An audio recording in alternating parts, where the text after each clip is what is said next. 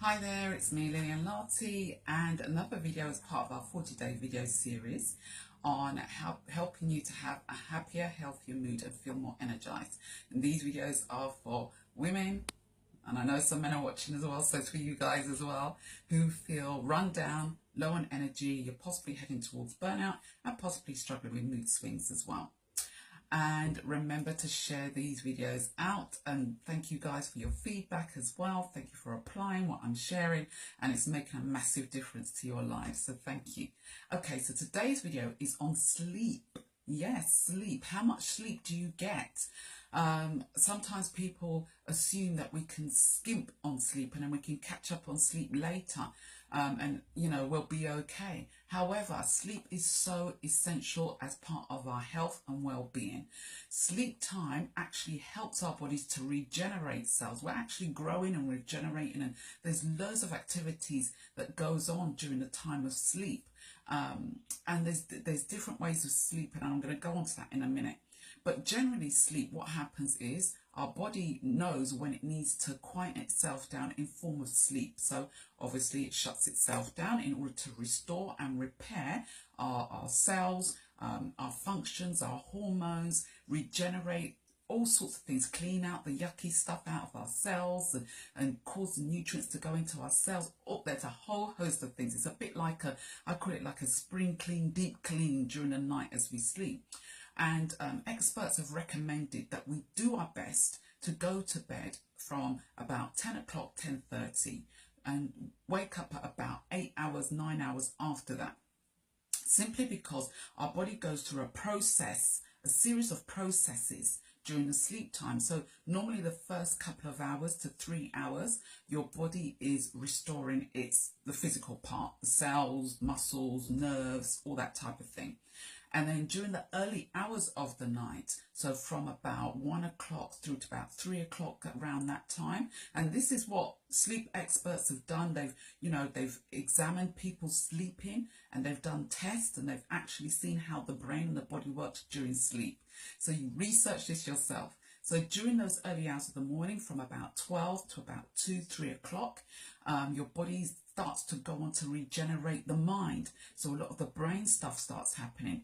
And it's funny because when I've worked with clients who feel stressed, and they tend to wake up early hours of the morning, and it's normally around between the hours of 1 and 3, and that's normally because, or 1 and 4, it's normally because the brain is doing its cognitive restoration. So that's when the brain and the nerves in the brain particularly doing a restoration. So if you're worried about something, you go to bed feeling anxious, guaranteed that you are likely to wake up during those hours, because if you've not dealt with that stuff before sleeping, your body's going to be regenerating it.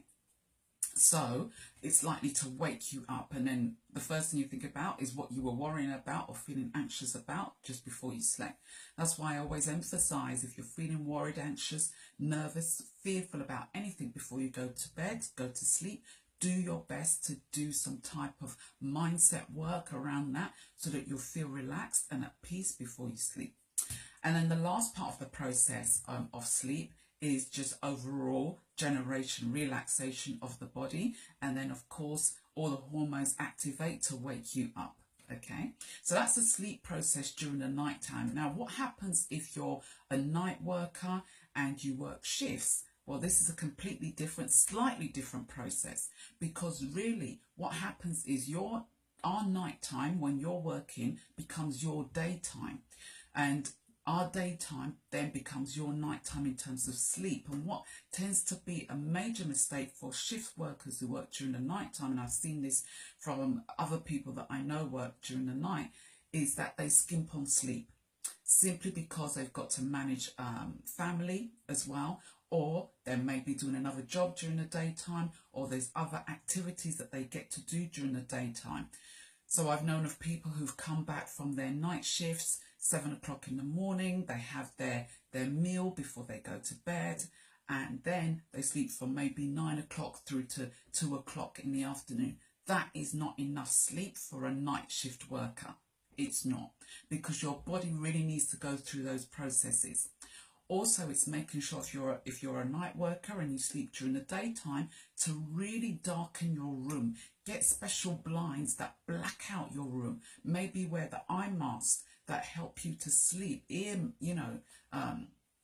Muffs to put on your ears. That you've got different things that you could plug into your ears to silence your atmosphere, because obviously during the daytime there's a lot of activities going on. So if you're not getting good quality sleep, it affects your health, it affects your well-being. And also research has shown that those who do night work, those who skimp on sleep, those who skimp on sleep during the daytime as well, are more likely years to come to generate, unfortunately, to generate mental unwellness. So we're looking at diseases like Alzheimer's, Parkinson's, dementia. So please, please, please, please, please, I emphasize, make sleep an essential part of your well-being. Whether you're a night shift worker, whether you're a day shift worker, make sure you get at least your 7 to 9 hours sleep a night. Do things. There are things that you can employ to make sure that you sleep, you get good quality sleep, going into your sleep and coming out of your sleep. The type of bed that you lie in, setting the atmosphere, the environment, the heat, the temperature, the covers that you put over you, things that you can put in place if you're sharing your bed with your partner, or, you're co-parenting and you've got a baby in your bed as well, and all sorts of things that you can implement to help make sure that you get better quality sleep. Because when you get better quality sleep, you have a better body, you have a better mind, you have better emotions, you have better moods, which means that you'll be a healthier, all-rounded, better person. So recap all that I've said, because I've shared a lot there, and start to implement things that you can practically for your sleep to make sure you get better quality sleep. So remember to share this video with other people who are feeling run down, low on energy, possibly heading towards burnout, struggling with mood swings, and I will see you in the next video.